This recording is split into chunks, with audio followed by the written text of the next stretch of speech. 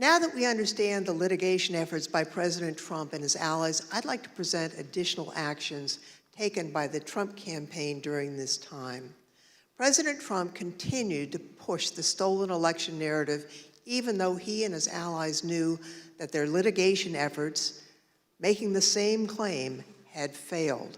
Now, it's worth pointing out that litigation generally does not continue past the safe harbor date of December 14th. But the fact that this litigation went on, well, that decision makes more sense when you consider the Trump campaign's fundraising tactics. Because if the litigation had stopped on December 14th, there would have been no fight to defend the election and no clear path to continue to raise millions of dollars.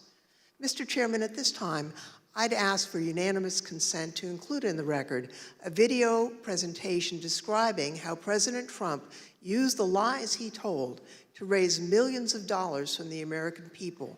These fundraising schemes were also part of the effort to disseminate the false claims of election fraud.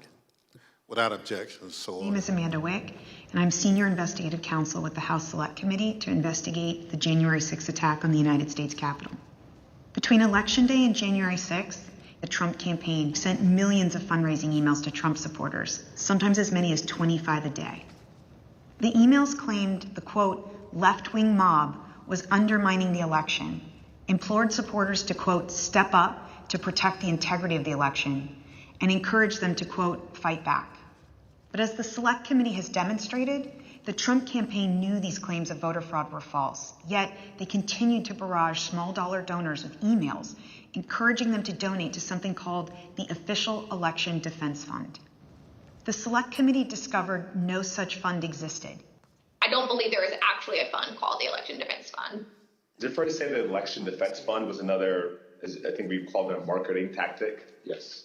And tell us about these funds as marketing tactics.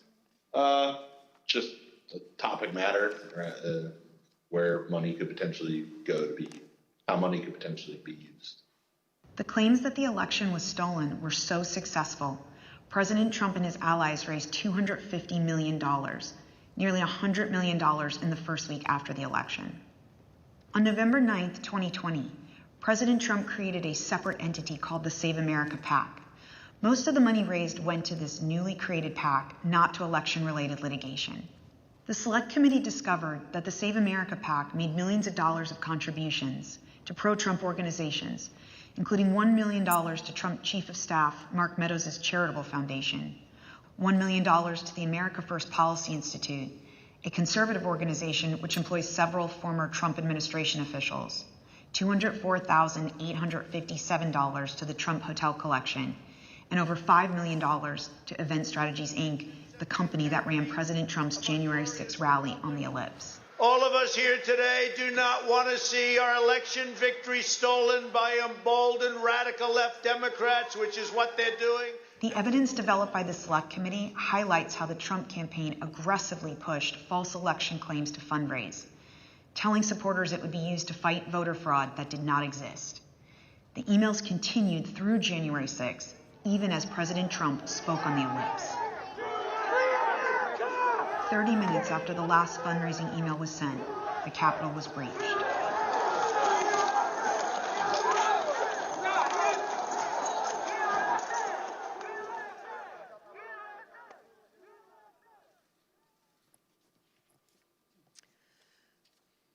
Every American is entitled and encouraged to participate in our electoral process. Political fundraising is part of that. Small dollar donors use scarce disposable income to support candidates and causes of their choosing, to make their voices heard. And those donors deserve the truth about what those funds will be used for. Throughout the committee's investigation, we found evidence that the Trump campaign and its surrogates misled donors as to where their funds would go and what they would be used for. So not only was there the big lie, there was the big ripoff. Donors deserve to know where their funds are really going.